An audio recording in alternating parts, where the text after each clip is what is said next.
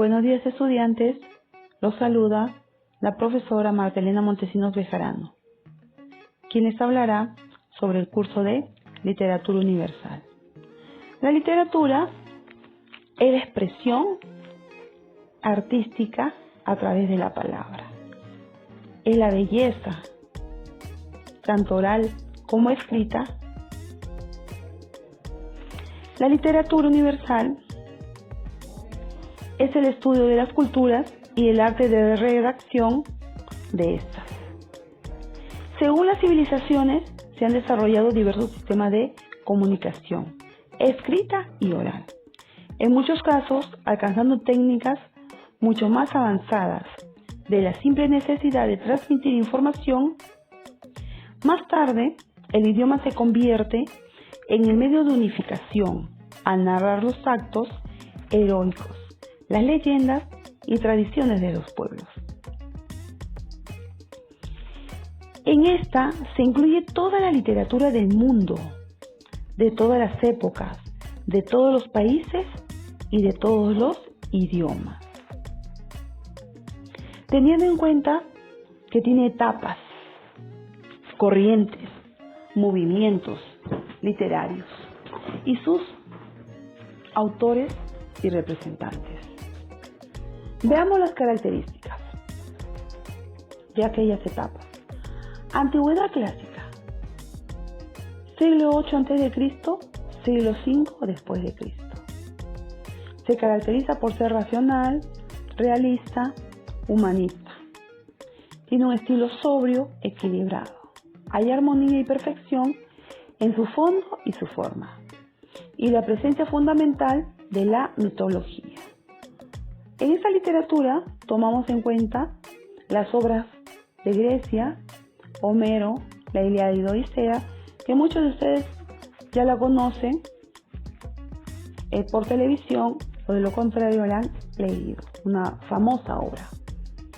Esquilo, Prometeo encadenado, Sófocles con su obra Edipo Rey, Esopo, sus fábulas muy conocidas, sobre todo en la infancia. En Roma tenemos a Virgilio con la Eneida. Se dicen que la Eneida es la secuencia de la Ilíada o la Odisea, ya que fue el único sobreviviente de esta guerra. Horacio, Ovidio, Séneca. En la Edad Media, se da en el siglo V después de Cristo al siglo XV. Se caracteriza por ser teocentrista, influjo del catolicismo e islamismo. Periodo de formación de lenguas romances. Su literatura es de carácter oral, carácter anónimo. Su intención es moralista y didáctica. Ahí tenemos algunos de sus representantes en Francia, la canción de Roldán, Alemania, la canción de los Nibelungos, en Italia, Dante Alighieri con su famosa obra La Divina Comedia, muy hermosa, Boccaccio, el Decamerón.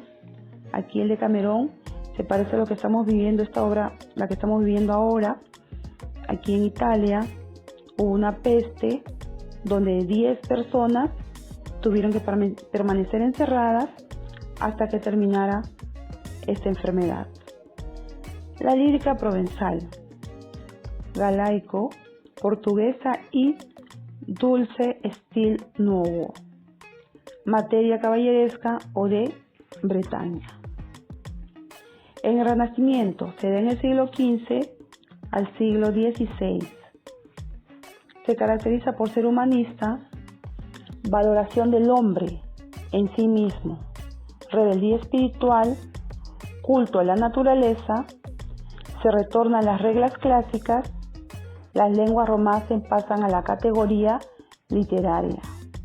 Tenemos sus representantes en Francia, Inglaterra, Portugal. Barroco, siglo XVII. Oposición a las normas clásicas. Actitud espiritual hacia la libertad en la creación. Extrema complejidad. Tendencia hacia la exageración. Exalta sentimiento y pasiones. Se caracteriza también por el arte.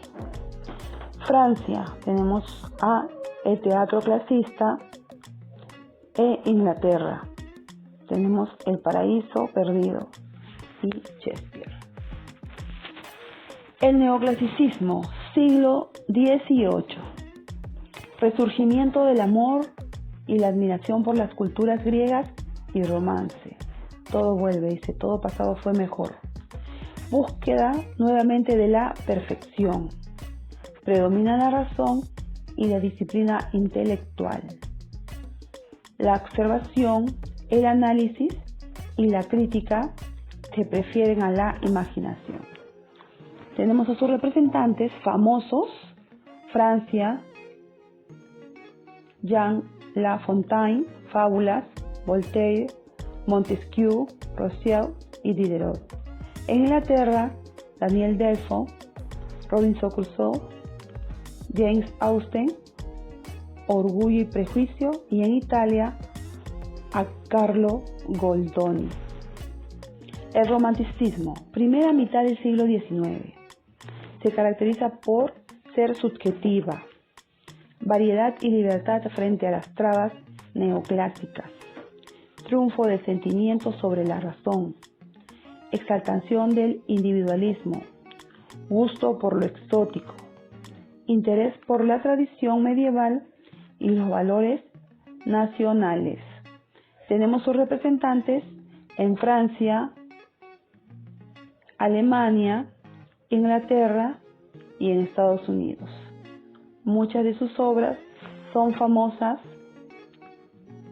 y bien leídas.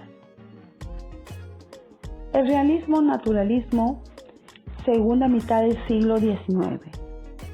Es objetiva y busca los temas en lo inmediato, lo cotidiano y lo circunstancial. Se apoya sobre todo en los datos de la observación y el razonamiento. Se cultiva preferentemente la novela, la cual se convierte en el testimonio de la sociedad. Tenemos a sus representantes en Francia: Balzac, Papa Goriot, Flaubert, Madame Bovary, Zoila. Rusia: Dostoyevsky, Crimen y Castigo, León Tolstoy, Guerra y Paz, Anton Chejov. Inglaterra: Charles Dickens, Canción de Navidad, esa famosa obra, ¿no? Que incluso hasta en las actuaciones en época de Navidad son representadas. Escandinavia: Ibsen, Casa de Muñecas, Strindberg, La señorita Julia. Simbolismo, la segunda mitad del siglo XIX. Tiene como antecedente al parnasianismo. Se esfuerza por lograr y comunicar el sentido musical del lenguaje.